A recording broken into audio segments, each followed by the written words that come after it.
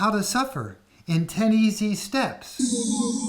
You go, what? This must be a joke. Well, yeah, it kind of is a joke. It's kind of a roast of self-help books that are always promising the world in so and so many easy steps. It's a roast. And so there's a lot of satire in the book. There's a lot of funny things.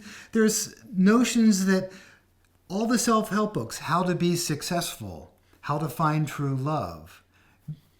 What they really should say is how to be successful and thus never suffer lack. How to find true love and not suffer loneliness.